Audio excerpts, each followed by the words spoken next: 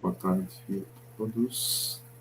Nós temos aqui no site, né, nosso site de eletrônica digital, e ontem, dia 14, nós tivemos esse nosso encontro aqui, onde nós fizemos a apresentação da disciplina, trouxemos algumas informações importantes aqui, falamos sobre o DIDES,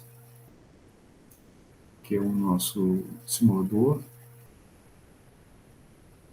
algumas questões aqui básicas, e hoje nós estaremos aqui trabalhando com os conceitos de eletrônica digital. Nós vamos ver alguns conceitos, né, sobre discreto contínuo, as tecnologias analógicas digitais, vamos ver alguns circuitos que fazem a conversão do analógico para o digital, basicamente isso. Esse link que está aqui é da aula do semestre anterior, tá? Então depois eu vou atualizar, assim como eu já fiz com esse link que está aqui, que é da nossa aula de ontem. Então vamos entrar aqui nesse conteúdo. Então vamos ajustar aqui. Então, analógico e digital, né? São duas tecnologias que nós convivemos, né, com elas. É importante sempre destacar que o mundo é analógico, né? Então, os nossos sentidos também são analógicos, e a tecnologia digital ela,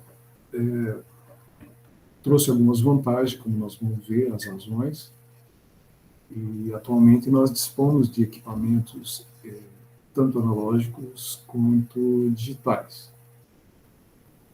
Então, para exemplificar, nós temos aqui dois termômetros. Um termômetro à base de mercúrio, né, ou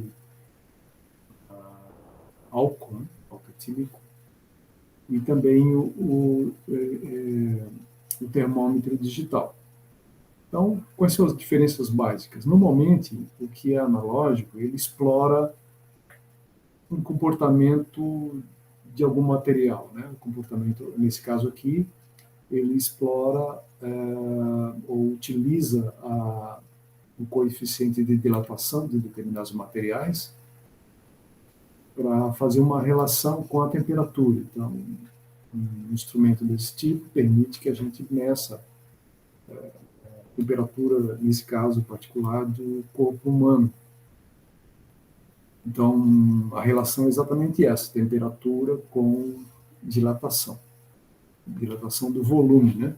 Como o volume tem um volume de mercúrio aqui, ou de álcool, depositado na ponta, e esse filete aqui é muito fino, então praticamente a gente tem uma representação linear ali, praticamente, da temperatura, né?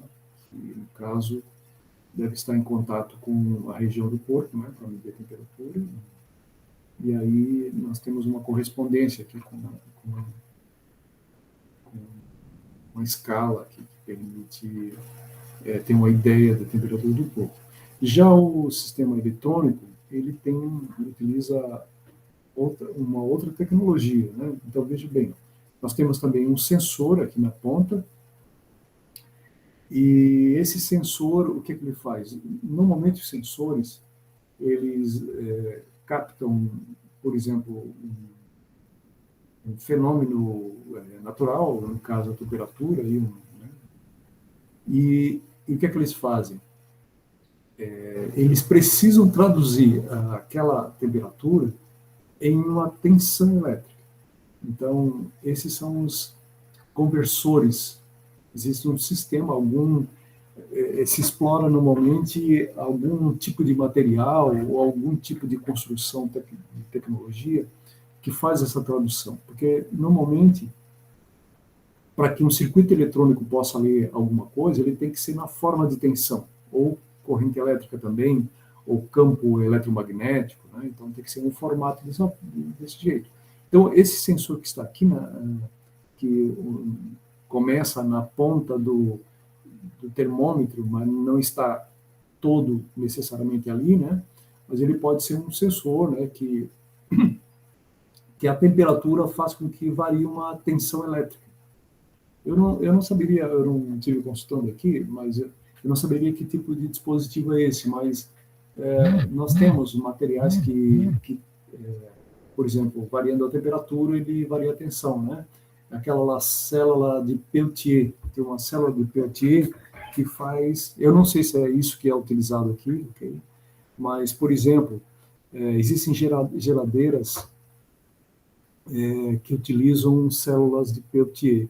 Então, a temperatura faz com que, com a temperatura a gente consegue tensão e com a tensão a gente consegue temperatura. Existe uma relação desses materiais, ok? Pode falar. Tem as de cerâmica também, né? Cerâmica? Que. Aham.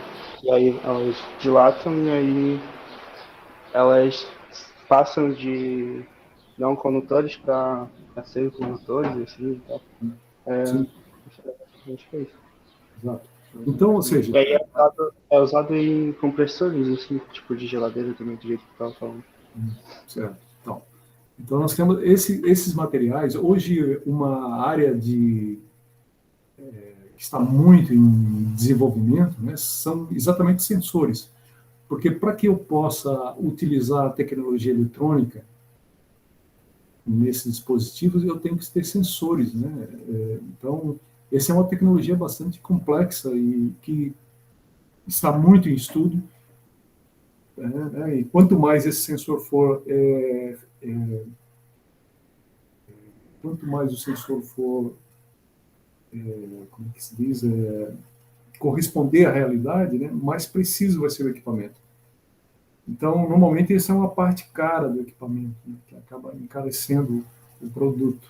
Então, basicamente, esse circuito precisaria de um sensor que traduzisse a temperatura em tensão elétrica, né? Eu não sei se vocês têm esse conceito de tensão elétrica, mas a gente vai apresentar, eu acho que nesse mesmo slide aqui, a gente vai dar alguma comparativa, assim, para vocês entenderem exatamente o que é isso, né?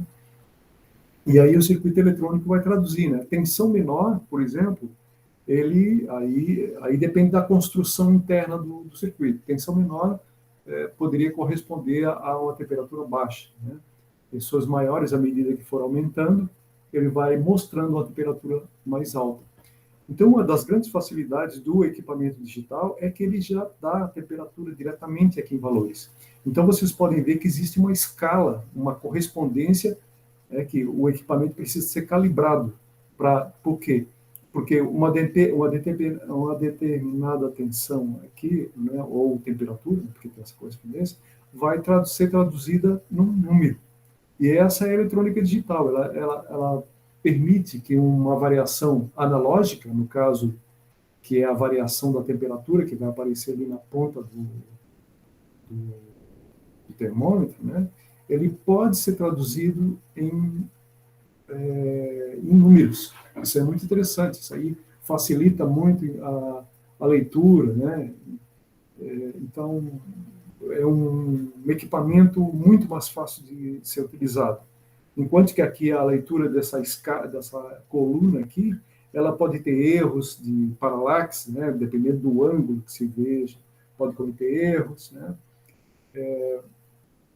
Então, envolve, por exemplo, um problema de materiais. Aí nós vamos utilizar mercúrio existe contaminação na natureza, embora também o circuito eletrônico acaba poluindo também, né? Porque existem materiais aqui que podem causar poluição na natureza, né? Mas, de qualquer forma, a análise que nós estamos fazendo nesse momento é as vantagens, né? Por quem sabe até desvantagem, mas aparentemente nós só temos vantagens aqui para usar um termômetro digital, né? E mostrar para vocês essa analogia, né? Ou essa comparação entre um equipamento que utiliza informações analógicas e outro que traz informações digitais. Mas esse negócio de analógica e digital, muitas vezes se fala em amostragem. Amostragem é o seguinte, porque aqui eu trouxe como exemplo uma película, né, de filmes, e, que os filmes, até alguns anos atrás, né, vocês são mais jovens, talvez até não tenham visto isso, né, mas eu me lembro de quando eu era, né, gurizão, assim, era no cinema, eu queria, quando eu consegui um pedaço de fita de cinema, né, era uma coisa, assim, fantástica, aquilo, a gente se divertia bastante com aquilo. Por quê? Quem teve a oportunidade, não sei se vocês tiveram, de também ver um filme, um filme, filme, né? A gente batia, antigamente, as máquinas, a gente batia as fotos, depois revelava o filme. Então, a gente tinha cada daquelas imagens, né? E, em cima de um material lá, que eu acho que é celulose, umas coisas desse tipo, assim. Então, ali tinha a imagem que depois eles poderiam ser passada para o papel. Então, o cinema antigo, né, ele era assim. Até hoje tem o que se chama de frames, né? Então, se vocês forem fazer um tipo de gravação, ele vai pedir o número de frames, né, se existe essa possibilidade. Ele vai perguntar se vocês querem 30 frames por segundo, ou mais, ou menos, né? Então, isso faz com que tenha uma reprodução melhor, mais fluida dos movimentos ou menos, né? Ele pode ficar meio picotado, assim, né? Por exemplo, que a gente percebe em filmes antigos, né? Filmes antigos, ele fica meio assim, meio truncado, assim, ele não fica um movimento fluido que 30 frames por segundo, por exemplo, permitem. Então, antigamente, como é que era antigamente, ou antes da era digital, né? Nós tínhamos uma máquina que tinha que tirar fotos com bastante frequência, né? Então, essas fotos depois eram reveladas no formato de filmes, e esses filmes que depois eram projetados. Então, aqui nós temos o que seria, né? Isso aqui, no link, que infelizmente, eu acho que eu não coloquei aqui, a gente clicava nesse link e a gente via o movimento do cavalo aqui, né? O cavaleiro e o movimento do cavalo, como se tivesse um filmezinho, né? Mas, na verdade, é a reprodução de cada uma dessas fotos aqui. Isso a gente também pode brincar com o livro, né? Se a gente fizer desenhos, a gente fazia muito isso.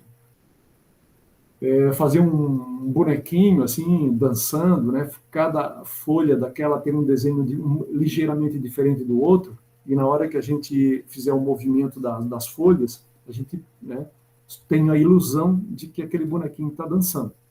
Isso tem a ver também com a física dos nossos olhos ou do nosso cérebro, porque quando a gente olha uma imagem, ela fica persistente, né? Eu não sei se é no cérebro ou na retina, mas ele fica persistente. Vocês podem olhar e de repente fecharem os olhos, vocês ainda, por uma fração de segundo, vocês ainda conseguem ver a mesma imagem que vocês acabaram de ver, né? Então, essa persistência é que permite que a gente tenha, por exemplo, se a gente olhar uma imagem em torno de 10 segundos, né, que é mais ou menos o que pode ainda ter uma persistência no cérebro da pessoa, ele consegue, as imagens dão uma impressão de que é um movimento contínuo, como se estivesse na realidade, mas na verdade o nosso cérebro está sendo enganado, né? Porque são imagens diferentes que são colocadas uma após a outra, nos dando a impressão de movimento. Então, isso aqui tem muito a ver com o conceito de analógico digital, porque o que é analógico é contínuo, né? A natureza é contínua, ela está sempre acontecendo, né? O tempo está sempre passando, e o digital, ele é por amostragem, ele é descontínuo. Isso aí é o ponto que é um prejuízo, vamos dizer assim, né? Se a gente só tem uma parte, uma fração da realidade, nós vamos perder informação. Mas a vantagem nisso, né, que tem uma desvantagem que a gente perde informação, mas a vantagem é que essa redução na quantidade de informação, ele nos permite armazenar essa informação de uma maneira mais adequada, né? E também é possível, no momento que a gente armazena, a gente transforma ela em número, ela não é mais uma imagem, é um número, que é uma tradução, por exemplo, de uma cor ou de uma intensidade luminosa, ele é traduzido num número. Então, quando a gente transforma qualquer informação em número, a gente pode recompor essa informação a qualquer momento. Se ele sofreu uma distorção por algum motivo, por alguma coisa, a gente pode corrigir novamente. Então, o sistema digital, né, ele é descontínuo, né, que seria aparentemente uma desvantagem, mas ele não é desvantagem justamente por causa da característica óptica, ou sei lá, do nosso cérebro, então não chega a ser uma desvantagem. E também ele permite que a gente corrija aquelas informações, justamente porque essas informações serão convertidas em números. E também fica mais fácil de armazenar. Aqui também aqui também talvez fosse interessante falar sobre os videocassetes. Eu não sei se vocês chegaram a conhecer o videocassete, mas o videocassete era um rolo de fita, né? E tinha muita informação ali. Então, se vocês já tiverem visto isso aí por dentro, não sei se vocês assim tiveram essa curiosidade, mas o VHS é diferente do cassete, né? Aquela fitinha pequenininha de áudio que a gente tinha. O VHS é uma fita de áudio e vídeo, então ela é mais complexa, ela tem muito mais informação. Então, nós precisaríamos de muito mais trilha para armazenar aquelas informações que não eram digitais, eram analógicas, então elas tinham que ser contínuas. Então, para aumentar essa quantidade de informação sem aumentar o comprimento da fita, certo? A cabeça lia na diagonal. Então, a cabeça, se vocês abrissem um videocassete, vocês veriam que a cabeça era inclinada em relação... Eu não sei se eu estou conseguindo explicar para vocês, né? Mas tinha esse recurso aí, justamente porque era muita informação. Agora, o digital, a vantagem é que ele reduz bastante as informações, né? Mas vamos continuar aqui, vamos apresentando para vocês os conceitos que talvez nesse momento seja um pouco complicado para vocês, né? Porque Ô, professor, Opa, pode falar, Lucas. teve um colega ali que levantou a mão, não sei se era alguma dúvida, acho que o professor acabou não percebendo. Me ajude. Fui eu. Você pode voltar um slide que eu queria tirar uma dúvida dele. Ah, claro, sim. Esse aqui? Eu acho que sim. Deixa eu ver aqui que eu anotei. Peraí que agora fugiu. Sem problema. Não, pode prosseguir aí que eu vou relembrar o que era. Uhum. Ok, sem problema aí. Então, só reforçando aqui, isso aqui não é um cinema digital, certo? Mas por que eu trouxe essa imagem? Trouxe essa imagem porque, embora esse cinema não seja digital, né, porque aqui foi usada uma câmera convencional, com filmes como é que chama? Tem um material, não esqueci o nome agora do material.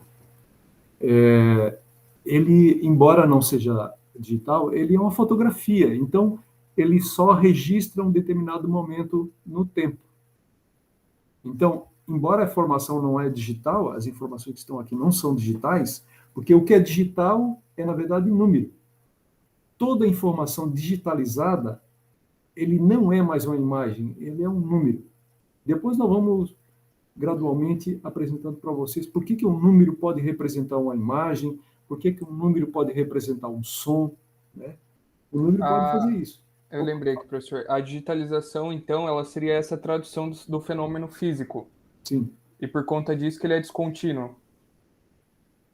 Ele é descontínuo porque ele só é feito uma leitura num determinado momento, uma amostragem, como se chama. Ah, sim, entendi. Obrigado. Certo. Aqui, ó, por exemplo, ó, esses cavalos aqui é tudo uma amostragem no tempo, certo? Mas o fato de ser uma amostragem não significa que seja digital. Então, aqui, ó, a máquina, nesse primeiro desenho aqui, ó, por exemplo, a máquina fotografou esse momento aqui do cavaleiro, aqui, né? Depois, o momento seguinte é uma outra captura daquele momento. Depois, mais uma captura, mais uma captura. Então, isso aqui a gente chama em digitalização, de amostragem. Amostragem porque ele pega um instante do mundo real e captura aquela imagem, certo? Aqui, no caso, ele captura numa película de uma película que era usada para fazer esses filmes. E num sistema digital, a câmera digital, ela é formada por uma quantidade muito grande de células. E cada célula daquela vem uma intensidade de luz.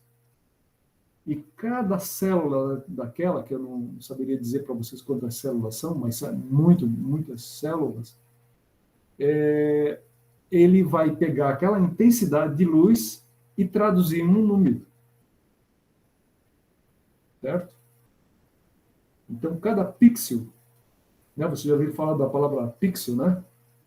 Vocês olhando para a tela do computador de vocês não estão vendo os pixels, porque se vocês estivessem vendo os pixels, vocês teriam uma imagem, como a gente fala, né, pixelizada, né?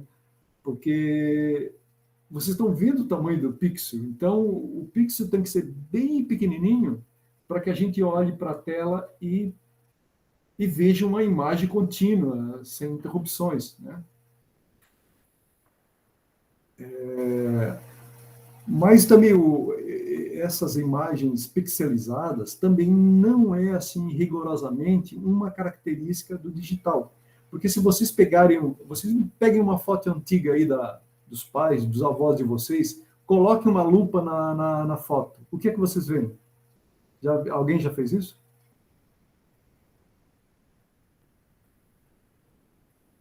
Nunca ninguém fez isso? Nunca ninguém pegou uma lupa assim, um óculos e para ver o que é que tem numa fotografia? Alguém já fez isso? Olha, eu nunca fiz não, pessoal. Então, eu desafio aí vocês fazerem. Vocês pegam o próprio óculos, não sei se vocês usam óculos, mas de preferência uma lupa. Vocês pegam uma fotografia dessas de papel, assim, né? Talvez até fosse mais fácil os jornais. Bem que hoje jornal também não existe mais, né? A gente não usa mais jornal papel. Mas se vocês pegarem uma fotografia, experimente fazer isso. Peguem o óculos aí do pai, da mãe de vocês, ou sei lá, ou se tiverem uma lupa, procurem ver, coloquem para ver. Ela é toda... aquela foto que vocês olhem e veem a fotografia, né? Tá? Ela é toda cheia de bolinha. Ele não é uma imagem contínua, ela é uma imagem formada por bolinhas, pelo menos nas fotografias que eu conhecia. Eu não sei até essas mais modernas, assim, acho que eu não tenho nenhuma aqui para até comparar, mas ela é toda cheia de bolinha. Da mesma forma também, se vocês pegarem, né? Então, é assim, no caso da fotografia convencional, essas de papel, cada ponto daquele ali tinha uma química, né? Então ele não é contínuo, é de todo bolinho. Então vamos dizer assim, não, mas a fotografia é digital ou é analógica? Não, eu acho que não dá nem para a gente dizer, porque o que é analógico? Analógico é o mundo real. O nosso organismo é analógico. Agora, o que é digital é o mundo real traduzido num número. Então, isso é muito importante, ó. O que é digital é um número. Mas, algumas vezes, o número não é tão pequeno assim, não, né? É um número grande, não é pequeno, não. Depois eu vou até falar para vocês, né? Por exemplo, o computador hoje trabalha com 64 bits. Depois eu vou mostrar para vocês que número é esse aí, é um número gigantesco, né? Então, eu só quero mostrar assim para vocês que o que é digital na analógica, né, não dá para dar um conceito assim completo e bem fechado, né? Porque, por exemplo, o fato de ter esses pixels não é só no digital que tem. O analógico, a fotografia convencional também tem, né? A amostragem, né? Porque a eletrônica, a digital é amostrado. Mas o cinema também é mostrado. Frames, até hoje, se vocês forem ver uma imagem ali no WhatsApp, no YouTube, ele fala em frames, não fala? Alguém já percebeu isso, que ele fala em frames? Ou quadros, né, em português. Alguém já viu isso aí? Se vocês forem lá, ele fala em frames ou quadros, porque é exatamente assim. Uma filmagem qualquer que vocês fazem no celular, aí, normalmente eles trabalham com 30 frames por segundo, certo? Então, isso tem a ver com a fluidez que vai ter a imagem, mas ela não é contínua, ela é 30 quadros por segundo. Ô, professor, então pode ser uma dúvida meio besta, né? Mas então não é impossível existir uma filmagem analógica, já que existe essa descontinuidade aí dos frames, que nem você está dizendo. Mas aí que está. O fato de ser frame, o que é analógico e digital? O digital é número, são números. Então, por exemplo, uma fotografia com uma máquina dessas antigas convencionais, não vou dizer convencional, porque hoje as máquinas digitais é que são as convencionais, né? Mas se vocês pegarem lá a máquina fotográfica do avô de vocês, nem eu tenho, eu já sou bem antigo, né? Bem velho aqui, e não tenho uma máquina dessa antiga, não tenho. Eu tenho uma máquina digital. A minha máquina antiga, que hoje eu nem uso mais, é digital, já era digital. Mas eu estou falando da máquina com filme que revela, né? Que revelasse. Então, aquilo é digital, é um frame, tá? É um frame, porque você fotografa um determinado instante, é um frame. Mas não é digital, porque aquilo ali não é número. Certo? Pode ser. Mas é interessante conversar isso aí e vocês fazendo as perguntas, por mais idiotas que vocês julguem, tá? Façam as perguntas porque é importante a gente entender. E claro que nós vamos falando aqui, a gente vai gradualmente tratando esses temas, vocês vão entendendo assim. Mas o ponto-chave é o seguinte: o digital, né, é sempre um número. Então vocês fotografam, vocês pegam o celular de vocês e tiram uma foto. A foto, vocês olham e o cérebro de vocês vê uma imagem ali, né? Mas, por exemplo, a imagem é formada por pixels. Né? O que é o pixel? É a menor porção que define a imagem ali. Só porque um pixel, na verdade, não é um pixel, são 3 subpixels. Você sabe por quê? São 3? São as 3 cores? RGB, agora eu não lembro como é que é em português. O RGB. E por que são os RGB? Você sabe por quê? Porque são as primárias, daí tu consegue formar qualquer cor com elas? Sim, porque os nossos olhos só têm esses 3 sensores aí. Nós temos um sensor de olho, que tem os cones e os bastonetes. Vocês já, né, tiveram estudado isso em biologia, tem os cones e o bastonete. Eu não sei se é o cone ou o bastonete que vê o claro do escuro e o outro vê cor. Né? Então, se vocês tiverem um dia bem escuro, uma noite bem escura, um deles, que eu não sei se qual deles é, não vai funcionar. Então, por isso que numa noite escura, você só consegue ver preto com branco. Então, aí funciona só um deles, que eu não sei se é o cone ou o bastonete. Tá? E no dia claro, né, um dia com sol, com luz, né, vocês veem cores. Aí vocês estão usando outro, sei lá, sistema ali do olho ali, né? Mas nós só conseguimos ver 3, que é o vermelho, o verde e o azul. Nós só temos 3 sensores no nosso olho. E com esses 3 sensores, nós conseguimos ver o espectro que a gente vê, né, que acha muito bonita, a natureza realmente é muito fantástica, e com apenas 3 sensores. Talvez 4, porque o quarto ele vê o claro do escuro, tá? Mas quando a gente monta as cores, são 3. Então, a combinação desses 3, né, dependendo da intensidade de cada um desses 3, é que faz com que a cor, ou melhor, são esses 3 e a intensidade de cada um deles que faz com que a gente veja todo o espectro visível, né? Porque os 3 com bem intensidade, eles ficam brancos, né?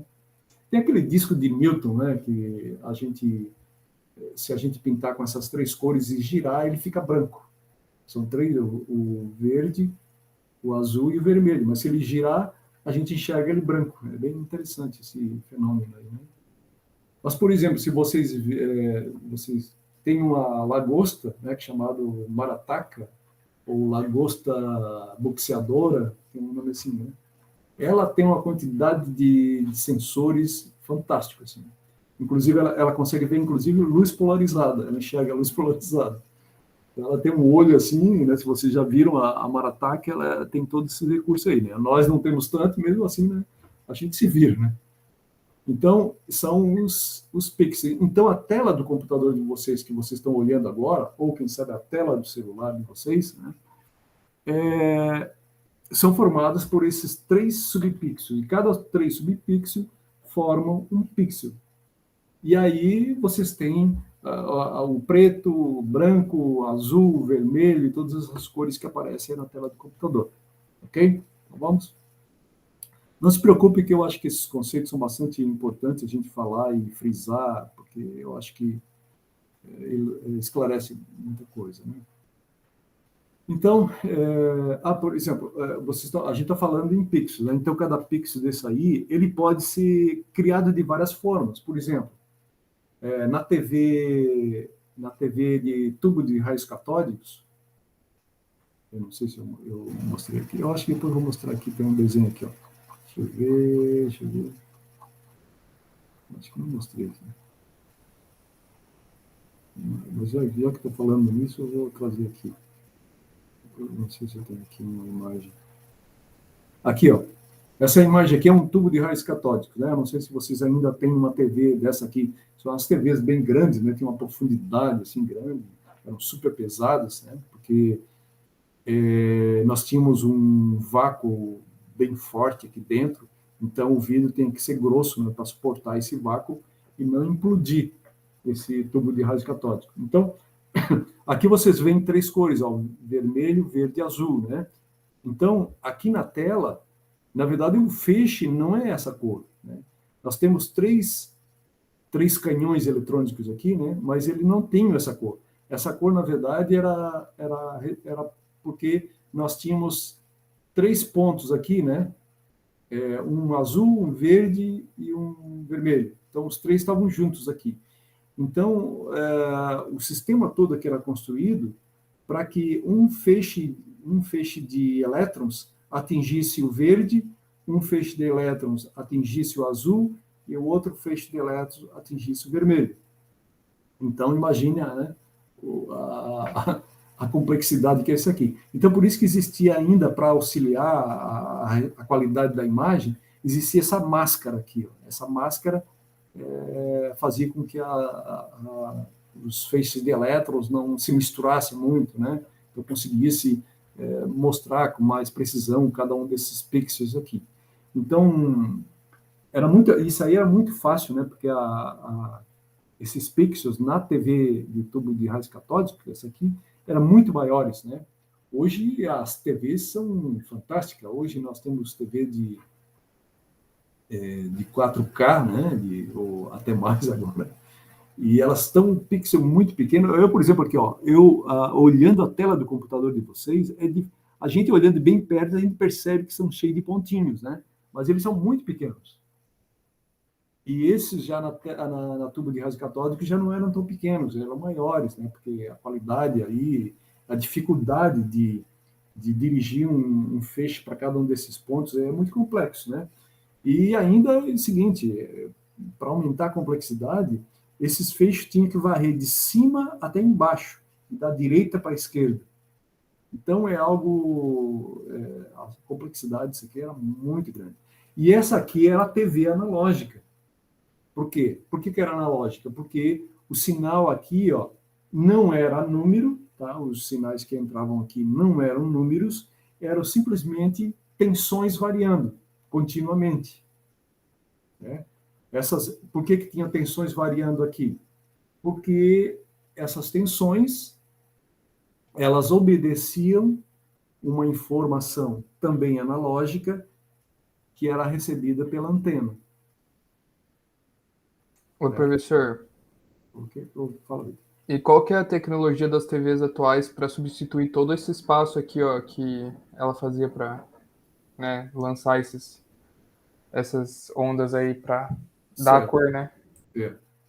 A TV, claro, hoje o sinal é digital, certo? Ele é digital, o quê? Por que é digital? Porque são números, né? Mas os números, no caso, são zeros e uns, né? Eu, eu não vou, assim, garantir para vocês exatamente, porque eu até não estudei essa parte aí de como é que existe a propagação, tá? Porque eu teria que montar até uns slides, porque eu preciso rever alguns conceitos, né? Eu não poderia garantir para vocês agora, nesse momento, né, sob o risco de eu cometer algum erro, de falar alguma besteira, mas, por exemplo, eu estou pensando agora e não estou tendo essa certeza, tá? Mas eu não sei, eu não poderia dizer para vocês se já na transmissão pela atmosfera, né, através da atmosfera, porque a gente recebe através de antenas, né, então, através da atmosfera, ou, claro, mesmo com TV cabo, em algum momento essa TV vai captar por satélite, né, essas informações. Não são todas sempre por cabo. Mas essas informações eu não posso garantir para vocês agora, eu posso até pesquisar e depois dizer para vocês, se já são zeros e uns, entende? Eu não sei se ela já são zeros e uns que chegam na antena. Eu não posso garantir isso aí para vocês. Mas o que é digital são zeros e uns. Eu vou arriscar aqui, eu vou dar um chute assim, vou dizer que é 0 e 1, tá? Mas eu ainda vou confirmar isso aí. Eu vou até anotar aqui para pesquisar para vocês, que vou botar aqui a pergunta, né? Sinal na transmissão, né? Durante a transmissão. E para mim também, eu não sei, né, se a gente vai se aprofundar mais nisso, mas ainda ficou meio subjetivo para mim esse conceito, ainda mais na televisão, tipo de sinal analógico e sinal digital. Tipo assim, qual que é a diferença das tensões, né, que são do sinal analógico e do 0 e 1 do sinal digital, assim? É que depois nós vamos ver conversores analógicos e digitais, aí tu vai entender Ah, melhor isso aí. entendi. Eu que tô ansioso, então. Não, mas faz sentido, é porque tu já está pensando exatamente, é assim que a gente tem que pensar. Porque se tu simplesmente ouvir o que eu estou falando e adotar aquilo como verdade, né? Porque a gente tem que ouvir e tem que questionar. Eu estou entendendo? Eu estou entendendo isso, né? Eu só vou compreender alguma coisa quando aquela informação nova se encaixar dentro do que eu já conheço. Entendi. Se a informação nova ficar isolada, flutuando no meio do que tu sabe e não se conectar com o que tu sabe, não vai ser um conhecimento. Tu vai esquecer daqui a pouco. Ele não se conectou com a tua rede de conhecimento. Então, a pergunta que tu estás fazendo é perfeitamente lógica, né? Porque eu estou falando de 0 em 1. Mas espera aí, como é que 0 em 1 vai representar uma variação grande que tem de cores, de intensidade? Como é que isso como é que se encaixa isso aí? Então, eu não sei se é esse o teu questionamento, mas é perfeitamente válido aí. É isso mesmo. É isso mesmo? Tá. Por isso que, então, já vou adiantar alguma coisa. Ó. Por exemplo, o computador de vocês é de 64 bits. Não é de 1 bit. 1 bit é 0 em 1. Mas tu está usando um computador 64 bits. Ou os mais antigos, 32 bits. Placa de vídeo de jogos são 128 bits ou 170 e poucos bits. Então aí está a sacada do negócio, né? Porque eu depois vou mostrar para vocês como é que isso acontece. Eu acho que até a gente pode navegar de um lado para o outro aqui, eu acho que não tem problema, não vai dar eu acho legal. O bits, então, ele representa esse lance de 0 e 1. Quanto maior a quantidade de bits, maior a complexidade.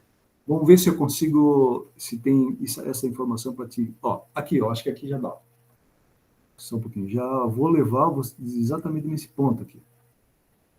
Então, é o seguinte, ó. Vocês têm aqui um sinal analógico, tá? Contínuo aqui, ó, no tempo, né? Um sinal analógico é alguma coisa que varia no tempo. Aí, no caso aqui, é uma tensão. Tensão pode ser, sei lá, tensão do raio, né? O raio tem uma tensão que é contínua. Ou mesmo as tensões que vêm na nossa tomada da nossa casa, é contínua também. Então, vamos considerar aqui, pode ser a voz humana aqui, ó. A voz humana, que é também analógica, ela pode ser traduzida em tensões elétricas. Eu estou ficando com dor de garganta. Só um pouquinho, deixa eu botar uma própolis aqui para eu, né? Está me arranhando aqui. Então, observe aqui, ó. Nós temos uma informação analógica, que, como eu disse para vocês, pode ser uma tensão que poderia estar representando qualquer som da voz humana, né? E aí, vamos traduzir isso aqui para digital. Então, tem que ter um circuito que leia de vez em quando. Ó. Eu não falei em amostragem para vocês. Ó. Então, qual é a amostragem? Ó, cada passo... Eu não sei se vocês estão vendo o mouse aí, estão vendo? Então, cada momento desse aqui, ó, é uma amostragem. Então, tem um circuito que lê de tempo em tempo a informação, certo? Então, ele lê nesse momento e ele mede, ele é capaz de medir esse nível de tensão aqui em bits. Mas veja bem, ó, mas como é que 0 e 1 vai representar, hora tem esse tamanho, hora tem aquele tamanho, depois desce, como é que 0 e 1 vai fazer isso aí? 0 e 1 não consegue fazer isso, a verdade é essa. Mas vários bits conseguem. Eu não vou entrar em detalhes agora, porque senão eu vou bagunçar aqui, não vou conseguir explicar, tá? Mas é um conjunto de bits que permite que a gente leia esse ponto. Então, aqui vai ter um conjunto, vai ter um número, né? Porque aqui tem uma escala, certo? Então, essa escala poderia ser na base decimal, ou poderia ser na base binária, ou hexadecimal, qualquer outra base, certo? Então, eu posso ler isso aqui em decimal, ou posso ler em binário. Esse outro ponto também, qualquer outro ponto aqui. Então, quanto mais algarismos eu tiver, mais preciso, ou seja, quanto mais pertinho eu tiver fazendo aqui a leitura da amostragem, mais preciso é a informação que eu vou obter. A tradução do analógico para o digital. Então, aqui, ó, aqui é uma distância bastante longa, tanto é que ficou meio, né, pixelizado, aqui meio feio aqui o negócio, não reproduziu muito bem. Mas se vocês dobrarem aqui o tempo, ou reduzirem, né, pela metade o tempo de amostragem, vocês vão ver que a informação vai ficar muito mais próxima da real. Então, por isso que o número de bits vai fazer com que a informação fique mais próxima da realidade, ou do analógico. Né? Quanto mais bits, mais próximo ele vai ficar do analógico, mais próximo fica do analógico. Então, por isso que o computador de vocês tem 64 bits. Justamente porque ele ele representa melhor a informação também. É por isso, por exemplo, a tela do... Por exemplo, deixa eu ver, ó, eu não sei dizer a data, mas uns 20 anos atrás, tá? Você sabe quanto é que era há 20 anos atrás, aproximadamente? Quanto custava uma TV de 40 polegadas? Existia TV de 40 polegadas?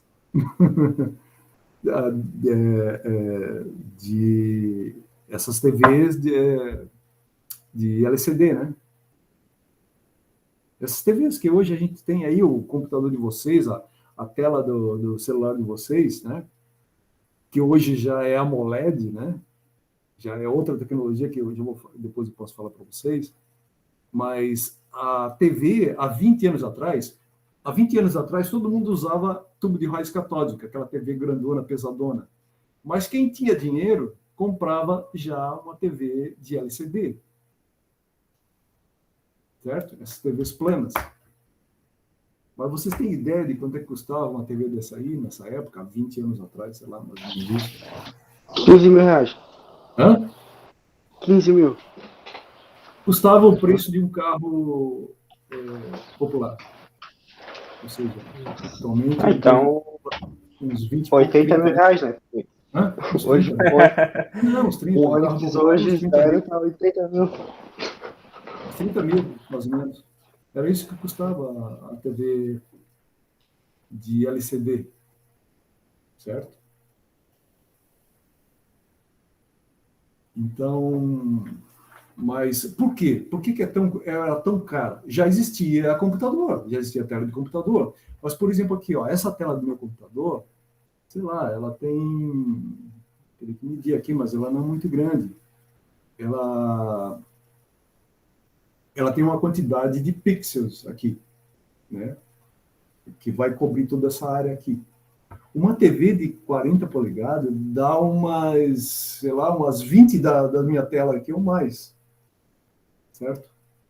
Os pixels e os bits, eles são fixos, então. Tipo assim, o aparelho que eu tenho, ele tem X números de bits ou X números de pixels. É isso O, também? o número de bits não tem uma correspondência direta com o número de pixels. Tá? Ah, sim, não são a mesma coisa, então. Não. Ó, cada pixel, vamos trazer isso então. Cada pixel, e quando eu falo em pixel, eu falo em três, tá? Cada um deles tem que ter um endereço. Então, o processador do, da TV ou o processador do computador de vocês tem que fazer referência a cada um deles. É claro que existem algoritmos, tá, que facilitam isso. Assim, ó, tudo que é azul na tua tela, pode existir um algoritmo que manda a informação igual para todos eles. Né? Isso existe. Né?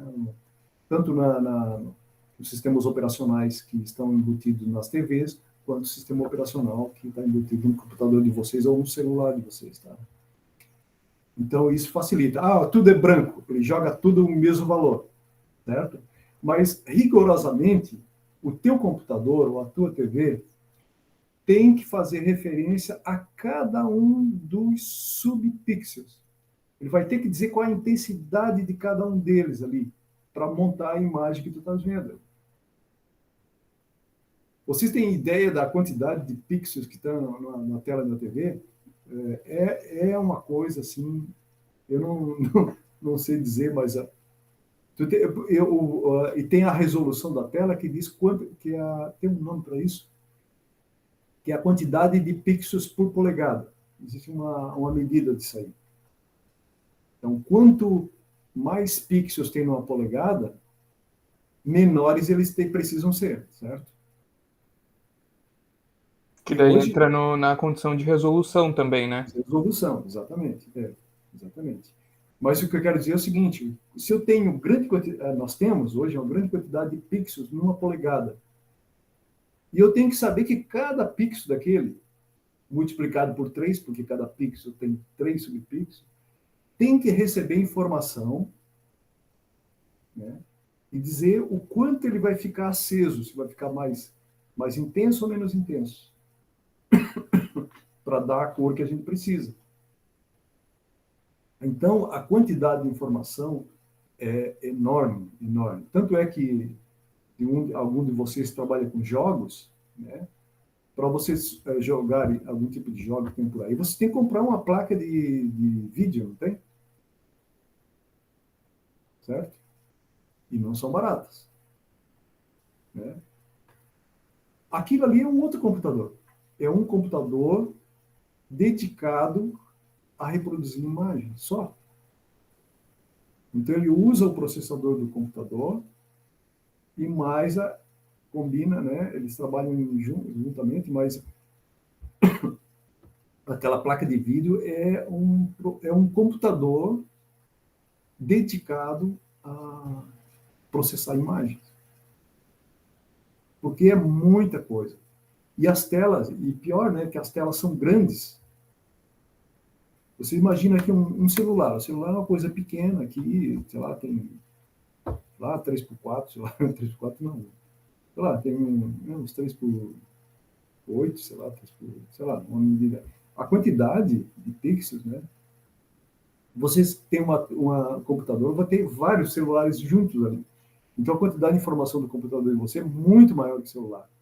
E uma TV, claro que sempre que coloca uma TV, a gente considera que ela está em uma distância maior, né? Ninguém vai ficar com a TV colada na cara, né? A gente vai colocar a TV a mais alguns metros. Então, mas mesmo assim, se vocês olharem de pertinho a TV de vocês, que eu imagino que seja de LCD, né? É o preço mais em conta hoje que a gente utiliza. São telas de LCD, são de chamado cristal líquido, né? Não sei se vocês já ouviram falar sobre isso. Mas então,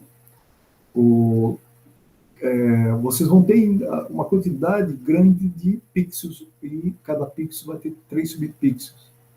E cada pixel daquele ali vai ter que ser comandado por um endereço. Cada pixel daquele ali tem um endereço.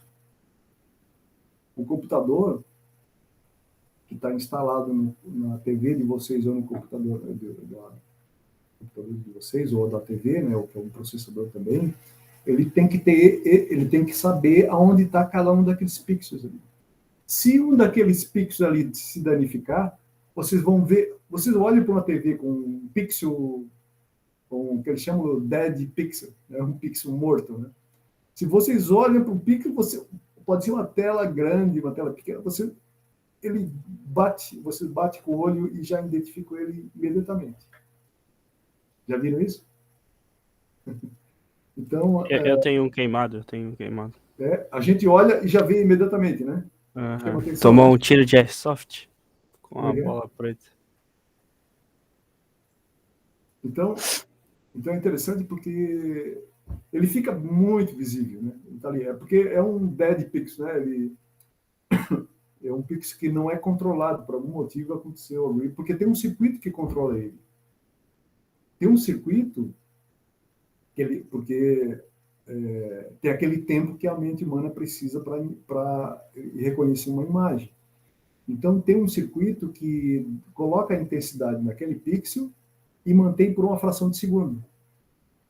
Então, toda a imagem, né, como eu falei para vocês, né, os filmes que a gente assiste são por frames, então 30 frames por segundo. Então, ele vai mostrar 3 imagens, cada imagem daquela vai modificar da outra, né, vai ter uma pequena variação para dar a ideia do movimento, mas elas são 30, normalmente é assim, né, 30 frames por segundo, 30 quadros por segundo, né, é assim que funciona. E claro, essa resolução é grande. Tanto é por isso que se aparecesse um negócio desse aqui, todo quadriculado, né, a gente não gostaria de uma imagem assim toda reticulada, toda pixelizada, né? Então, nós precisamos de grande quantidade tanto de pixels, né, como também de bits, de bits para representar tudo isso aqui. Mas a gente vai ver em seguida, eu não sei se aqui nesse mesmo slide eu vou conseguir mostrar para vocês.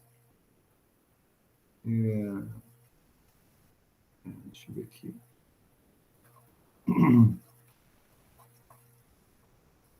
Eu acho que eu não tenho aqui, mas eu vou mostrar. Acho que não tem aqui essa informação para deixar mais claro para vocês como isso acontece, tá?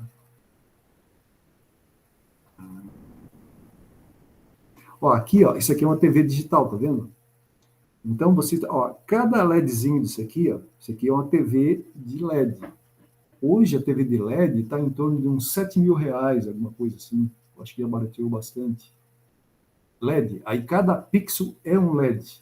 Cada subpixel é um LED. Isso já está sendo comum nos celulares, tá? Que é o chamado AMOLED. Eu não sei se vocês já ouviram falar. Hoje é bem comum, porque como a tela do celular é pequena, e a tecnologia está surgindo agora, e sempre que uma tecnologia nova surge, sempre ela é mais cara, né? Porque a tecnologia que nós estamos usando hoje financia a próxima tecnologia que está sendo desenvolvida, né? E claro que a própria indústria vai desovando aos poucos para poder se financiar também, né, a pesquisa. Mas, por exemplo, aqui, ó, aqui é uma tela de LED mesmo, ou OLED, né? Aí essa variação de nomes são patentes registradas pelas indústrias, né? Mas isso aqui são LEDs orgânicos, hoje, nas TVs mais modernas, as TVs mais caras que existem por aí. São LEDs orgânicos, eu não sei se vocês já ouviram falar sobre... Porque o LED convencional, normal, ele é feito de silício, né, de uma componente de areia da praia. Certo? O LED orgânico, ele inclusive pode ser flexível, ele é feito de material orgânico. Agora, a tela do computador de vocês não é nem esse LED e nem o LED de silício. Ele é cristal líquido. Tá? Deixa eu ver se eu tenho alguma coisa sobre cristal líquido. Ô, professor, e em relação assim, né? Tipo, você está falando sobre o pixel, os bits e tal, e qual que vai ser a diferença? Por enquanto a gente falou sobre a diferença de uma TV analógica, né, da de tubo, e a TV de LCD. E daí qual que seria a diferença, por exemplo, de uma TV de LCD, uma de LED e uma de plasma? São só a tecnologia que está sendo usada, né? Plasma é um gás que emite luz, né? Isso é plasma. LED, né, que é muito comum hoje, o LED orgânico, é um LED mesmo, é um componente isso aqui, ó. Ele emite luz quando vai no sentido e cessa a luz quando a corrente está no outro sentido. As tensões são invertidas, tá? Mas os pixels agem de maneira diferente nesses materiais. O controle seria pelo menos sistema digital. Mesmo os sistema de controle do LCD pode ter alguma pequena variação, né? Assim, mas em questão de dígitos, de programação, né? Tem a ver com a tecnologia a diferença, mas com relação aos comandos que o sistema operacional faz sobre os pixels, eu acho que não tem diferença, tá? Mas tem diferença a tecnologia. Por exemplo, LCD é o chamado cristal líquido, que ele muda a intensidade pela tensão que é aplicada. Então, ele é um cristal meio exótico, assim, que ele tem um comportamento assim. Ele tem cores diferentes. Já o AMOLED, ele é construído o LED de cada cor. A gente sabe hoje, tem LED azul, LED vermelho, LED verde, né? Hoje existe uma variedade muito grande de LEDs. Como é que um LED dá uma cor ou outro LED dá outra cor? Depende do material que ele é construído, né? Já o cristal líquido tem essa facilidade também. E o plasma também, eu não sei detalhes assim de plasma, como é que ele dá cor diferente, mas o plasma é uma luz emitida por um gás incandescente, certo? Aqui no tubo de raios catódicos é o fósforo que é colocado aqui, né? Aí tem um fósforo que tem a cor vermelha, o fósforo, eu não sei como é que eles fazem, mas o fósforo, né?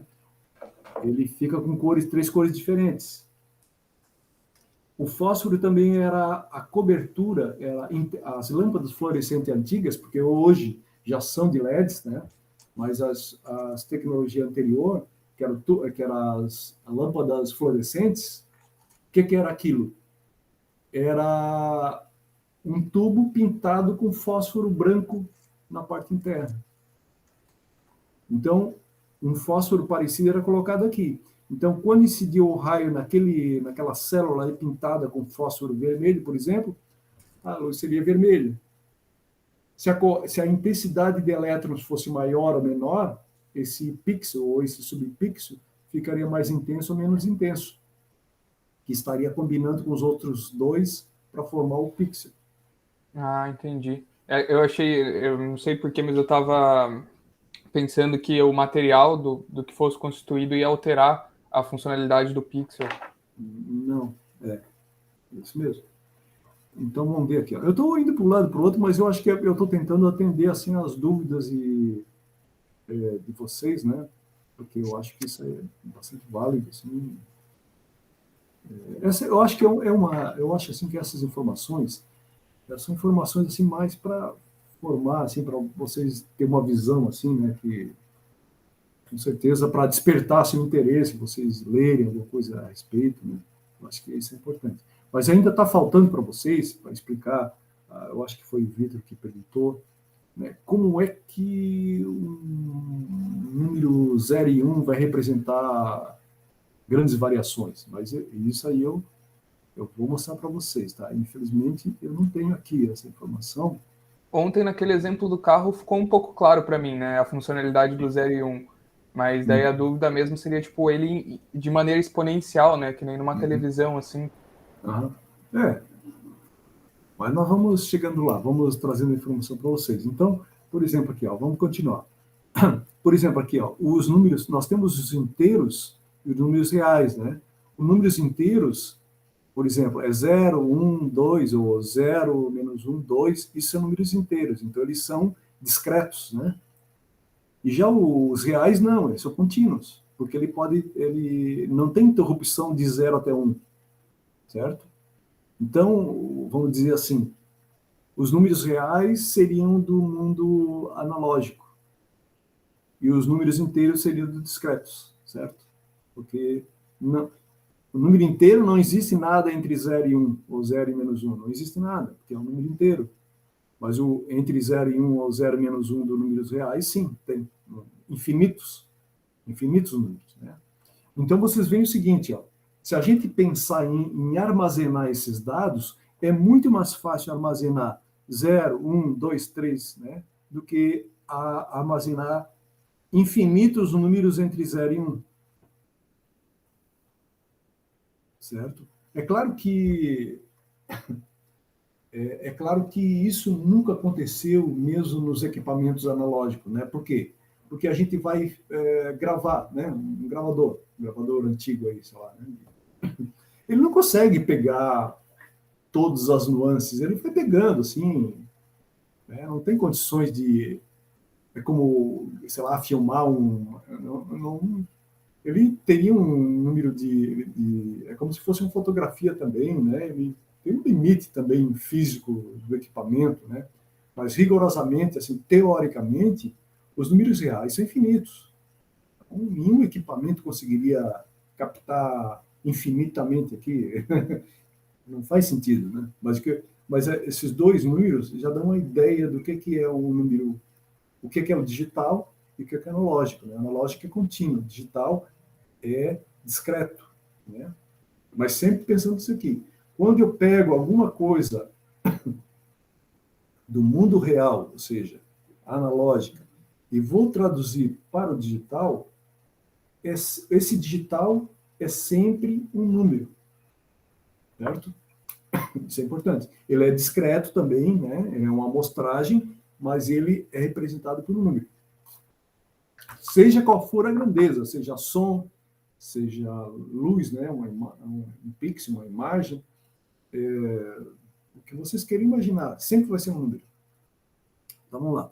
Aqui tem mais outra imagem mostrando que é analógico e digital. O analógico seria um contínuo, né? E o digital seria discreto. É claro, um discreto bem discreto mesmo, né?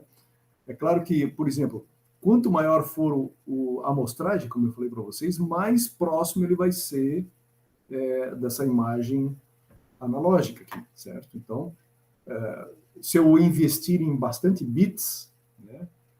Se eu investir em bits aqui, eu posso praticamente olhar aqui e ver a mesma forma de onda, né? Os olhos humanos não conseguem se distinguir. Essa imagem já tem mostrado para vocês. Agora eu queria falar de um pequeno nuance aí, só para mostrar como algumas vezes a gente confunde digital com analógico. Aqui, por exemplo, né? Como eu falei para vocês, o analógico é por número, mas, por exemplo, aqui, né? Eu tentei pegar aqui um ponteiro de, sei lá, velocímetro do carro, né? Nós teríamos marcações discretas, mas o movimento do ponteiro é contínuo, né? Porque discreto aqui é mais para a gente ter uma noção de que, sei lá, quilômetro por hora seria a velocidade, né? Qual seria a velocidade do carro, né? Mas aqui é um sistema analógico, certo? Porque ele está lendo continuamente a informação e trazendo para cá. Apesar das informações aqui parecem ser descontínuas, né? Mas ele é analógico. Vamos só mostrando gradualmente aqui para vocês aqui, ó. Por exemplo, aqui, ó, o termômetro, né? A dilatação desse material que está aqui dentro do bulbo também é contínua, mas eu vou olhando, tem umas marcações aqui, né? Que é para eu ter uma referência, mas isso aqui seria um fenômeno da natureza, né? A dilatação é contínua, não é discreta. Aqui, ó, aqui essa informação, né? A gente já está vendo uma informação com números. Então, esse display aqui, né? Que a gente chama display, ele, como é um número, é obrigado. Vamos supor que isso aqui seja o quê? Seja, sei lá, temperatura, vamos dizer, né? Vamos supor que isso aqui é um relógio, né? Por exemplo, o tempo, né? O tempo, ele passa continuamente, mas o relógio, como é que ele faz? Ele pode até medir continuamente, né? Se eu botar um motor, você já deve ter visto isso, né? Tem um relógio que faz assim, ó, clac, clac, clac, clac, né? Ele muda de segundo em segundo, né, por exemplo. Mas tem aquele relógio que é contínuo, certo? Qual é a diferença desses dois? É que o ponteiro, quando ele está girando continuamente, tem um motorzinho ali, certo? Um motor de corrente contínua ali, um motor que vai estar sempre funcionando. E o que faz clac, clac, clac, pode ser uma espécie de um eletroímã, com um ganchinho, né? Um ganchinho assim, ele puxa e faz um clac, depois puxa novamente e faz um clac, como se fosse uma catraca, né? Então, claro, uma catraquinha dessa aí, um sistema desse aí, é muito mais simples do que um motor. Né? Mas é claro que se for comprar um relógio de um tipo ou do outro, não vai ter muita diferença de preço. Mas o que eu quero dizer é o seguinte, ó, o tempo é uma coisa contínua, mas aqui está sendo traduzida, tanto num relógio qualquer, né, ele é traduzido de forma... Por exemplo, nós vamos ver aqui, esse relógio aqui, ó, o ponteiro, se ele for contínuo, aqui ele vai escorregar aqui pelo display aqui continuamente, né? Então ele está, vamos dizer assim, mais próximo, se for um motorzinho que está ali, né? Ele está mais próximo do analógico, do real. Mas se eu tiver um sistema desse tipo, ele tem que ser digital. Por quê? Porque eu vou mostrar não é um número infinito que está aqui, é um número pequeno, está medindo de segundo a segundo. Então ele é como se fizesse uma amostragem do tempo. Então esse é contínuo, seria analógico, esse que é discreto seria digital, né? A mesma coisa aqui. Então aqui nós teríamos relógio, né, medindo esse tempo aqui em segundo a segundo, ou de repente até frações de segundo, mas ele é discreto, ele tem que ver de momento em momento. Agora, esse relógio aqui, ó, eu me lembro quando um dos primeiros empregos que eu tive, eu tinha esse relógio na empresa, né? Eu achava fantástico, né? Sempre gostei de mecanismos assim. Eu não sei se vocês chegaram a conhecer esse tipo de relógio, mas esse relógio aqui é um relógio que ele mostra em dígitos, né? Mas ele, como é que vamos dizer assim, ó? Ele não é um relógio contínuo, né? Não tem informação contínua, não estaria acompanhando diretamente todas as variações do tempo, né? Eu acho que quem consegue mais ou menos acompanhar todas as variações do tempo pode ser um relógio desse tipo aqui, né? Que tem uma correspondência direta, porque o ponteiro vai estar passando entre cada tracinho disso aqui de forma contínua. Então, vamos dizer que isso aqui tem a maior correspondência com o analógico. Qualquer outra coisa já é meio digital. Mas esse relógio aqui, ó, ele funcionava assim, ó, ele era cheio de plaquinhas. Ó, tu vê que essa plaquinha que está descendo, tá vendo? Então ele dava um clac lá e a plaquinha caía. Aí já mostrava outro número aqui, certo? Então, não é um sistema digital desse aqui, tipo com LED, é uma plaquinha mesmo. Então ele ia girando aquelas plaquinhas, ia caindo a plaquinha. Não sei se vocês chegaram lá, conheceram um relógio desse tipo, né? Mas isso aqui, vamos dizer assim, ó, Poderia ser digital? Poderia ser digital. Teria que ter algum motorzinho aqui que de tempos em tempos ele derruba uma chapinha dessa aqui, né? Para justamente ir mostrando o tempo. Mas o motor que está aqui dentro não está operando em cima de números exatamente. Pode ser só um motorzinho girando, ou pode ser uma catraca dessa girando. Então ele tem uma aparência de digital, mas sei lá, eu acho que não está nem muito no analógico, nem do digital. Ele está mostrando, é como uma máquina fotográfica, né? A máquina fotográfica está mostrando frames, assim, quadros, mas não é digital nem analógico. O analógico é uma coisa contínua, corresponde à realidade. Isso aqui é uma representação. Então, eu não arriscaria dizer que isso aqui é digital. Seria digital porque a aparência é de digital aqui, né? Mas ela não tem por trás um sistema numérico realmente com bits, né? Não é. Embora, então eu só mostrei assim para vocês que tem algumas situações que não fica bem definido assim, se é analógico ou digital. Eu diria que isso aqui é digital porque ele está mostrando dígitos, mas não é digital na essência, assim, no coração do sistema, assim, vamos dizer assim. Por exemplo, aqui, ó, existe relógios que a gente representa no celular, por exemplo, desse formato aqui, parece ser analógico, mas se dentro do celular é tudo digital. Entende? Então existe uma meia confusão assim, porque tem a forma como ele se apresenta e tem o que é que está por trás, né? Então o que está por trás, se esse relógio aí está no celular, é digital. O que está por trás e fornecendo aquela informação é digital. Mas a aparência é de analógico. Então tem umas confusões assim, né? Que é como eu disse para vocês, não dá para a gente dizer categoricamente, isso aqui é digital, analógico. A aparência é de digital, mas por trás não é exatamente digital. Aqui pode parecer analógico, mas por trás é digital, porque o celular funciona com bits, né? Com um sistema digital que funciona aqui atrás. Só para dizer para vocês assim, que não necessariamente existe assim, uma fronteira bem definida, né? É como eu disse, se a gente tiver que definir alguma fronteira, é o seguinte, digital é um número. Se tu puder traduzir para um número, é digital. Certo? Aqui um relógio aqui, né, todo cheio de engrenagem, né? Ele trabalha com balanços, né, que dão um compasso, são calculados para o peso do balanço, do eixo do pêndulo, possa corresponder numa fração do tempo que está correndo, né? Então, não é contínuo também. Isso aqui é contínuo de tempo? Não. Ele mostra, pelo compasso do balanço, ele faz um registro do tempo. Mas não dá para dizer que isso aqui é analógico. Também não dá para dizer que é digital, né?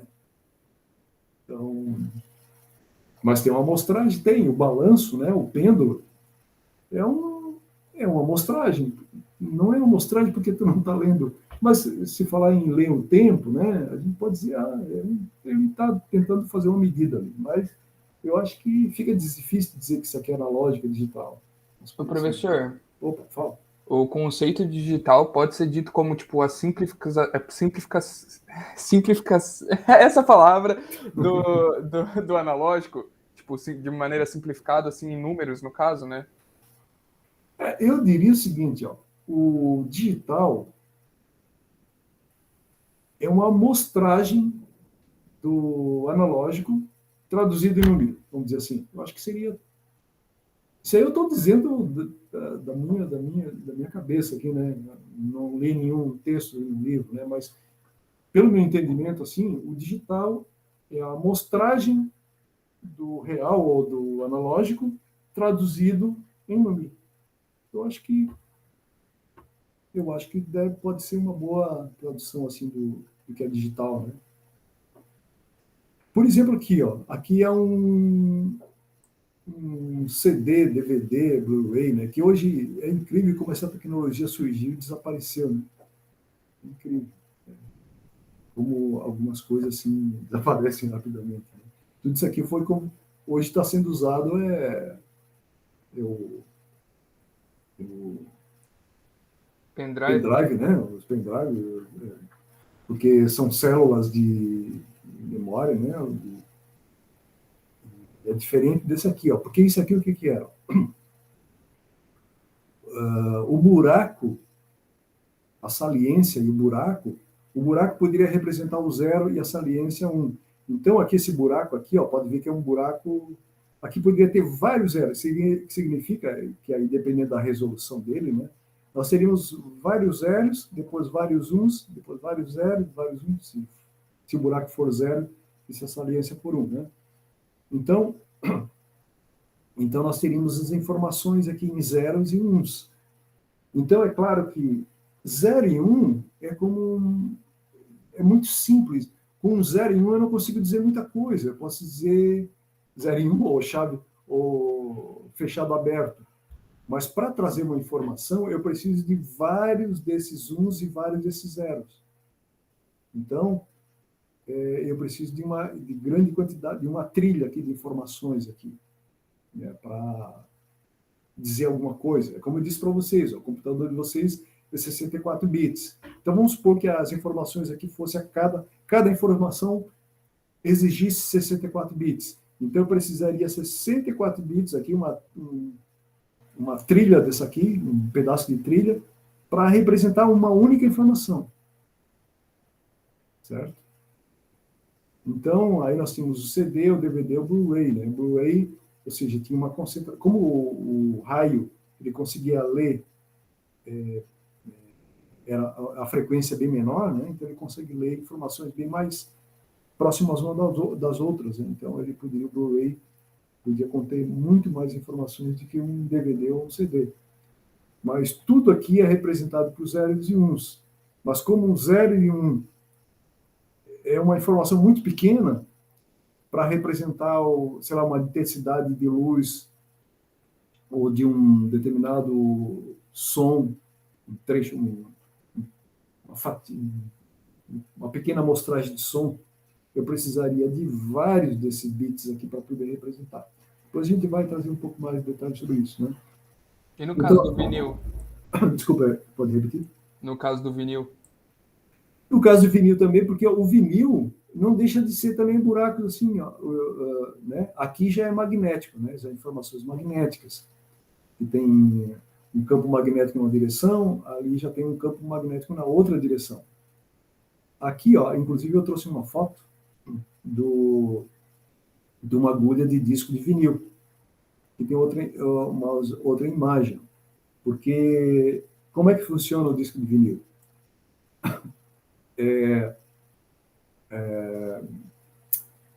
A agulha que está colocada aqui, ele tem saliência e depressão, parecido com isso aqui mesmo, ó, tem saliência e depressão, né? Então essa agulha passa aqui, ele bate nessas saliências e depressões, né? E o fato de bater num buraco e subir numa saliência e tal, né? Funcionaria como a roda do carro quando a gente anda na estrada, certo? Então a roda, à medida que ela desce, e junto ali com o sistema de suspensão e tal, né?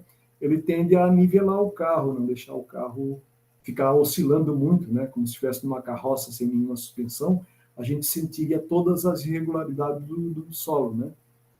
E então a suspensão faz isso. Mas é claro que aqui o objetivo mesmo é traduzir todas as irregularidades da trilha. Como é que ele traduz isso? Ele transfere todas essas oscilações aqui, subida e descida ali, né? Ele transfere essas variações aqui de buraco e não buraco, ele transmite para um cristal que está colocado aqui em algum lugar, aqui que não aparece aqui, eu acho. Mas ele tem um cristal chamado cristal piezoelétrico, ou piezoelétrico. Então, esse cristal é que, baseado nessa pressão, ele vai gerar uma tensão elétrica. Então, esse aqui, o cristal piezoelétrico, é o transdutor, que traduz aqui o buraco, não buraco do disco de vinil para tensões ou corrente elétricas aqui, né? E nesse caso é transmitido por frequência, tipo, dele tá batendo na saliência ou no buraco, gera uma frequência e Sim, sim, sim, gera uma oscilação ali, uma frequência, porque ele vai comprimir, descomprimir, comprimir, descomprimir, em uma determinada frequência, vai reproduzir o som original gravado naquela trilha. Provavelmente hoje vocês não têm mais em casa esse dispositivo aqui, né?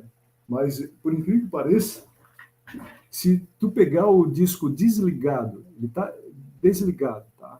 Aí coloca a agulha no disco e gira com a mão o disco, né? Por incrível que pareça, tu vai ouvir um som, vai ouvir o som ali original, é claro, uma qualidade bem inferior, tal, bem mais baixinho, mas tu vai conseguir ouvir. Quem inventou isso aí foi a equipe do Thomas Alva Edison, né? E o princípio disso aí é muito interessante, porque a equipe lá do Thomas Alva Edison, né, eles colocaram uma cera em volta de um cilindro. E depois colocaram um cone na frente da boca de uma pessoa, né? Então, vocês sabem que a voz humana, o que é? Gera pressões, né? A nossa cordas vocais, o som saindo do nosso pulmão, gera ondas sonoras. E as ondas sonoras são o quê? Ondas mecânicas. Então, as ondas mecânicas batiam no diafragma, né? Um diafragma colocado na frente da boca da pessoa. Esse diafragma tinha uma ponta e a pessoa ia falando enquanto o cilindro ia sendo girado manualmente com a manivela, a pessoa ia falando e essas ondas mecânicas que saíam da voz humana faziam essa agulha pressionar mais fundo ou menos fundo. Então ia se formando um sulco, né, semelhante a esse que está aqui, né, espiral. E depois, quando essa agulha fosse colocada novamente ali e girado na mesma velocidade, esse mesmo diafragma que permitiu fazer esse sulco mais fundo ou menos fundo, né, iria reproduzir a voz humana pelo mesmo diafragma. Então esse foi o princípio, né, do gramofone, né, aquelas primeiras máquinas de gravação, de reprodução de discos, né, antigas. Então a gente pode confirmar isso aí até com disco de vinil, caso vocês tenham um disco de vinil, né? Aí o disco de vinil começou a ficar cada vez mais complexo. Por exemplo, observem que aqui tem uma ranhura nessa parede, né? E aqui outra ranhura nessa parede. Então aí começou a ter até disco de vinil que tinha estéreo, era estéreo, porque tinha cada lado da parede tinha um canal. Tinha 2 canais aqui que reproduziam, né, o som. Quando se fala em HD, né, que hoje se usa muito o SSD, eles já são, aqui no caso do HD, gravações, os sinais são gravados magneticamente. E já aqui, já informações de uns circuitos de memória, que a gente depois vai ver alguma coisa sobre isso, né? Eles são gravados aqui também. Aqui também, esses 2 disquetes aqui, eu acho que de repente vocês toparam com esse disquete aqui, magnético também, esses 2 também. Então, ou seja, magnético aqui e aqui já células de memória. Aqui a migração da tecnologia analógica para o digital, né? Aqui nós temos já uma tela que pode ser de LCD, né? Então aqui, ó, facilidade de manipular os dados para o computador, né? Aqui é a migração de tecnologia. A tecnologia digital ele permite filtrar ruídos. Por quê? Porque os ruídos são, por exemplo, uma informação que chega e que sofre um ruído, no digital ele pode ser identificado esse ruído, certo? Porque cada informação digital tem também um código de erro. E se esse código de erro for identificado como tem algum ruído, ou ele pode descartar aquela informação, ou pode corrigir a informação, dependendo do software, sei lá, do hardware, da máquina, ele pode fazer as duas coisas.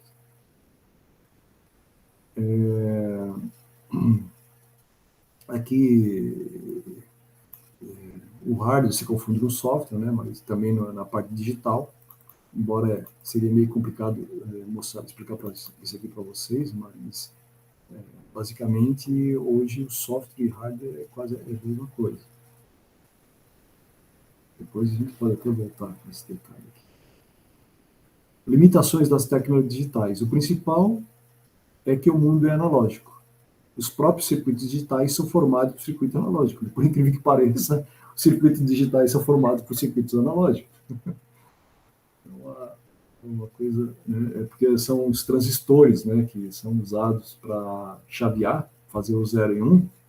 Os transistores que fazem 0 e 1, né, do digital, ele é um circuito analógico, né, por incrível que pareça. Pelo fato de que necessita de que um sensor capte informações analógicas, né, para traduzir para digital. Como eu falei para vocês, é essencial o sensor. O sensor é essencial para que a gente capte o analógico para transformar em digital. Então, vai depender de um sensor em qualidade, né, que faça essa reprodução corretamente. Senão não funciona também. Então, converter a informação para digital. Estando no formato digital, ou de números, como eu coloquei aqui, digital, né, é aquele negócio que eu disse para vocês. Quando a gente fala em digital, a gente tem que estar pensando em números. É fácil realizar processamento de soma, subtração e comparação, né? Ou seja, se é um número, fica mais fácil de eu corrigir se houver problema, é mais fácil fazer todos os controles, né, como somas, comparação, subtração, qualquer cálculo é muito mais fácil digitalmente. Após esse processamento, é comum converter seu resultado novamente para o analógico. Claro, por quê? Porque o nosso organismo é analógico, então, embora eu capte a informação do mundo analógico e converta para o digital, para ser mais fácil o armazenamento, o processamento, né, tratamento de erros, o armazenamento, né, mas afinal que chega lá na ponta eu sou obrigado a transformar em analógico, porque senão eu não consigo entender, né, a informação digital. O cérebro não entende zeros e uns, porque os nossos sentidos são analógicos. Então aqui, mas aí, quem é que faz essa conversão de digital para analógico, analógico para digitais? Nós temos circuitos específicos que fazem isso, né? Por exemplo, o circuito analógico e digital, né? Analógico e Digital Converter, né? Então, essa terminologia lá em inglês, né? Então, analógico, um conversor analógico digital. Então, esse sensor, ou melhor, esse circuito, né? Porque o sensor está aqui. Esse aqui é o circuito, tá? Então, o circuito capta uma informação e essa informação é transformada em digital. Então, ele pega um sinal aqui, contínuo no tempo, e transforma um sinal digital, ou seja, em número aqui. Certo? Ô, professor, esse conversor, ele é digital ou analógico? Como é que é? Desculpa. O conversor. Nós temos dois conversores aqui, o analógico digital e o digital analógico, certo? Sim. Então, o analógico digital, ele faz uma amostragem, tá? O sensor, ele tem um sensor aqui em contato com o analógico. Aí, o circuito tem que fazer uma amostragem. Essa amostragem ele transforma em digital, em um número. Vai virar um número nessa ponta aqui. Certo? Cada amostragem, né, porque não pode ser contínuo, esse circuito não consegue fazer de forma contínua, só por amostragem. Então, tem o sensor... O sensor pode ser até contínuo, está com contato direto aqui, mas tem que ter um circuito que faz uma amostragem aqui de tempos em tempos. Cada amostragem, ele traduz por um número. A próxima amostragem traduz para o próximo número, assim por diante. Certo? Entendido? Sim, obrigado. Agora aqui o digital analógico. Aí também tem outro circuito que pega a informação digital e transforma para analógico. Também existe isso aí. Claro. Por exemplo, assim, ó, vocês têm lá um som gravado lá no pendrive, lá, né? Aquilo está tudo digital, tudo de zeros e uns lá, né? Aí vocês espetam, sei lá, no computador de vocês, né? Aí o computador de vocês tem que fazer isso aqui, ó, digital analógico. Agora, eu não falei para vocês ali também que o software se confunde com o hardware, né? Porque o computador de vocês pode ter um programa que faça exatamente o que um hardware faz. Certo? Porque o que o hardware faz, né, de uma só vez, por exemplo, através de circuitos, um programa ele faz também do mesmo jeito, só porque de forma ele vai lendo linha por linha, ele vai ser um pouco mais demorado, vamos dizer assim, né? Mas o computador de vocês podem usar ele como máquina fotográfica, vocês podem usar ele como máquina de datilografia, né? Porque hoje nem se fala mais esse nome. Vocês podem usar o computador de vocês como filmadora, com câmera, pode fazer reuniões, pode fazer um monte de coisas. Mas o hardware da máquina de vocês é um só. Como é que o computador de vocês, sendo o único hardware, consegue fazer tanta coisa? Justamente porque tem a camada de software, que vai, por exemplo, pegar qualquer outra informação que vem pela internet, ou que vem, sei lá, por qualquer outro meio, e através da camada de software, que é o programa, ele consegue fazer outra coisa. Vocês podem editar filmes e, sei lá, um monte de coisa. É por isso que eu falei ali atrás, que rapidamente, porque eu até achei que algumas vezes a gente fala isso, mas não consegue dar mais exemplo, né? Mas aqui, o exemplo é o próprio computador de vocês, que vocês conseguem fazer isso, né? Então, esses dois circuitos aqui são muito importantes. E a gente vai mostrar esses circuitos para vocês. Muito simples, claro, né? Aqui tem um exemplo aqui de um sistema aqui, ó, exemplo de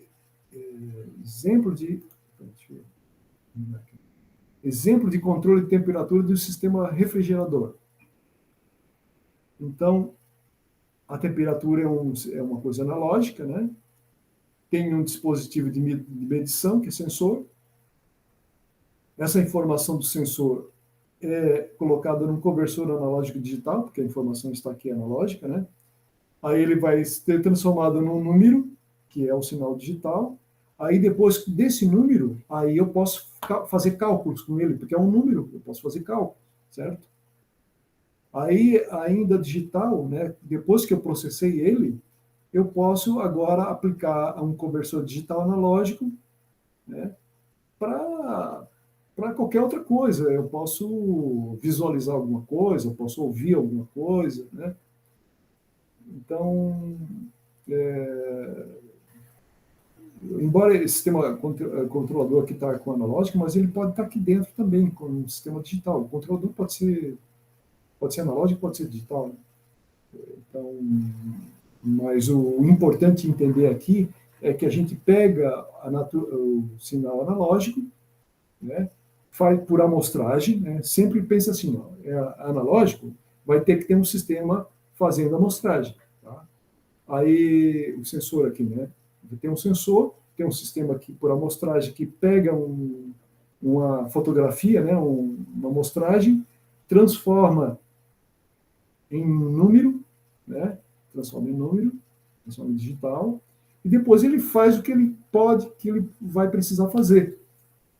Existe controle digital, né, existe o processamento digital aqui, pode ser controle, pode-se fazer qualquer tipo de cálculo ali, né, porque é um número, eu consigo fazer um monte de tratamento, e depois se precisar, eu transformo em sinal analógico, aí usando o conversor analógico, digital analógico, aliás, né?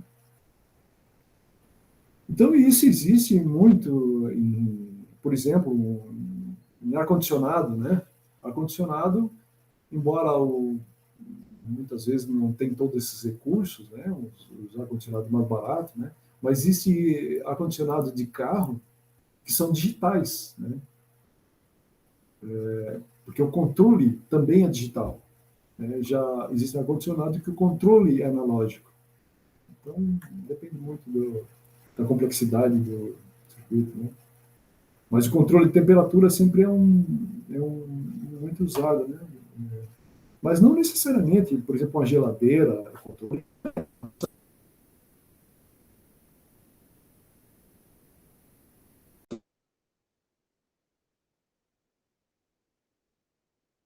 do que o analógico. Mas aqui tem um exemplo de geladeira, mas, como eu disse, a minha geladeira é analógica, não tem sistema digital para controlar a temperatura. Mas pode ser controlado com temperatura digital? Pode. Aqui ó, a gente já começa mais ou menos mostrando alguma coisa do digital, né? Vamos ver aqui. Ó. Aqui nós temos um sinal analógico entrando, né? Deixa eu ver aqui. Conversor analógico digital. É que essa tensão aqui, ela pode ser variável.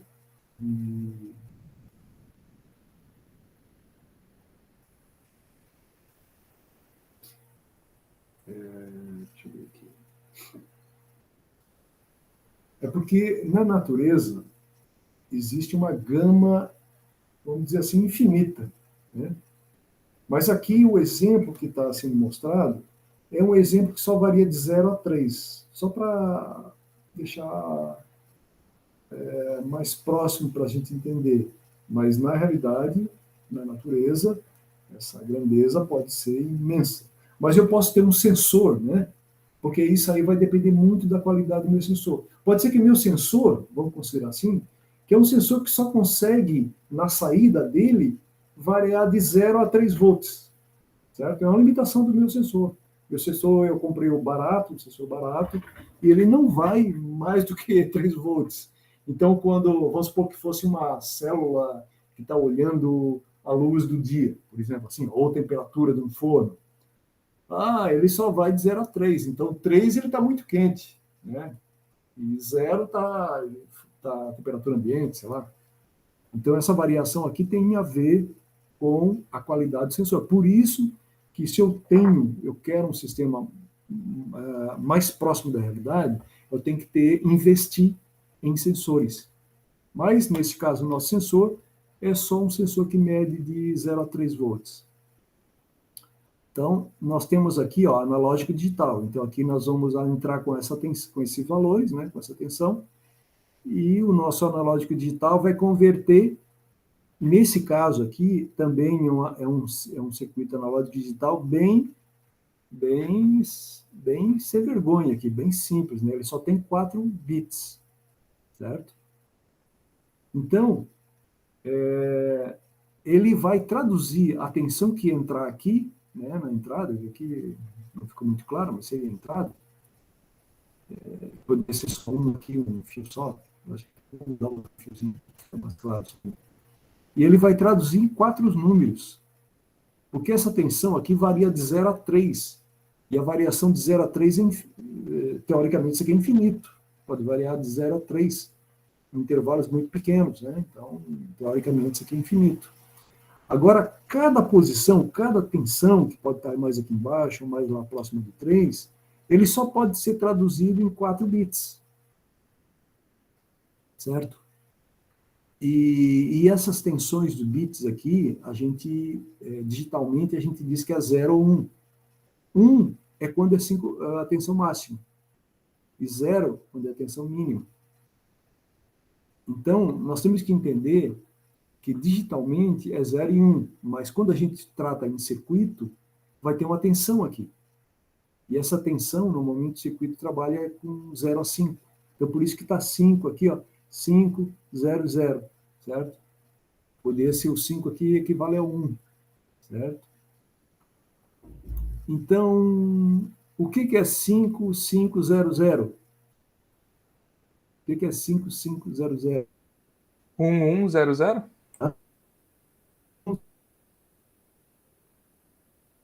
Depois eu vou mostrar para vocês. É 3. Isso é 3? Depois eu não vou entrar em detalhes aqui, porque eu acho que não vai ajudar muito, tá? Depois eu vou explicar para vocês. Que esses números que estão aqui, 0, 0, 5 e 5, que seria 1 e 1, corresponde a 3. Certo? Mas fiquem frios aí, fiquem calmos aí, que eu vou explicar para vocês depois. Ó, eu acho que aqui já começa a dar mais uma explicação. Só um pouquinho. Aqui tem 4. 1, 2, 3, 4. Tudo bem. Ó.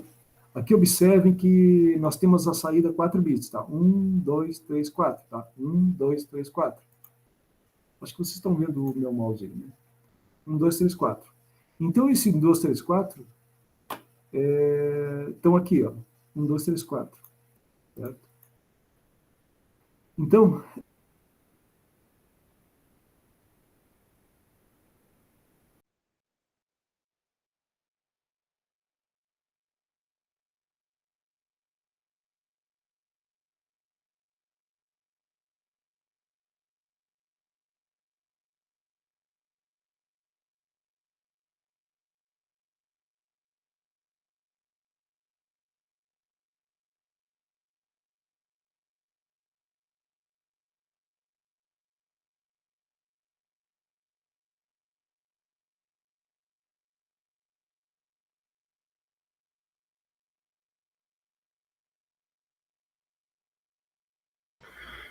Professor,